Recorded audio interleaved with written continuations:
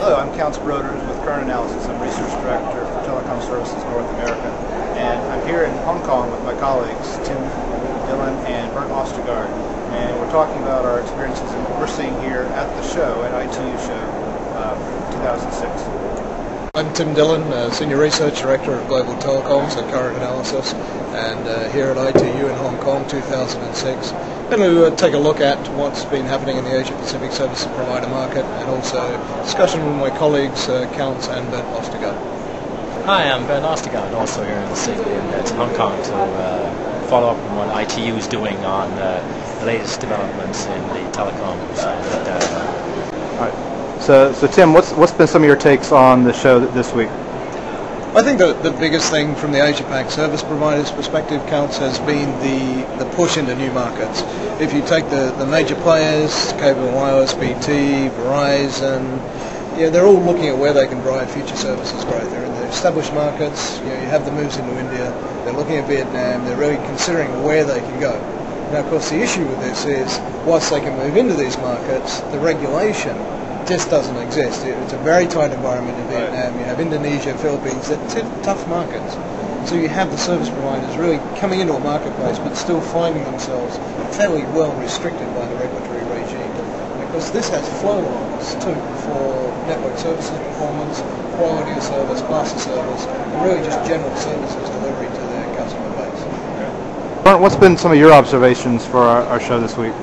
Well, we've certainly seen the continued move away from network-centric SLA type of services towards user experience type of SLAs. We've seen the focus also on the carrier side of application performance and how that is experienced by the end user.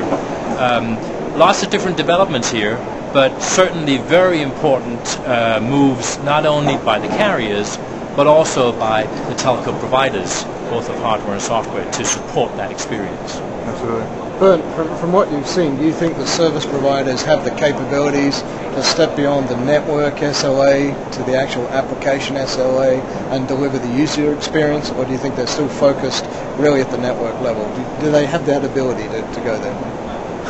I think they have. They're building the capabilities. We've certainly talked to a lot of the major global operators that are beefing up their Asian operations, growing 15 to 20% per year, but not with all the required capabilities on site in the region yet. Certainly still flying that in, but they're seeing a huge interest from their customer base. So this is not a question of if, but how quickly can they do it, because that's what their customers are asking for. So yes, I think they can do it. But the other thing that I think is interesting is they're not alone. And this whole focus on end-user experience and application performance is actually going to create a new type of service provider that may not be a carrier. So tell me, Counts, what have been your impressions, and what's your impressions of the capabilities of the carriers in the region here? I think there's been one big theme that we've seen this week, or maybe two. It's been the collaboration and the user experience. We've seen a lot of talk here at the show about how users can experience collaboration. AT&T introduced their disaster recovery on a global scale, being able to drop ship these providers anywhere in the world. And I think that comes back to how is the user experience, ensuring that the network's going to be up. It's just key. We were also talking with Microsoft here at their show with their new live communications, and really being able to do presence detection and working with users so that they can click out to, if they get an email, they can be able to check, see if that person's online, instigate a phone call with them, all directly from like their Word document. So it's really going to be a new world that we're moving into with this, and it's going to be interesting to see how it develops from the show today. And the likes of Cisco with their Video 2.0, how do you see those types of players interacting with the carriers? Well, certainly video, I think, is huge right now. And we've seen it from the Google purchase of YouTube.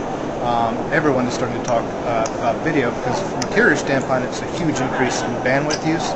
And obviously Cisco is counting a lot on their new telepresence conferencing thing, but I think there's other options as well that may have greater appeal out in the marketplace.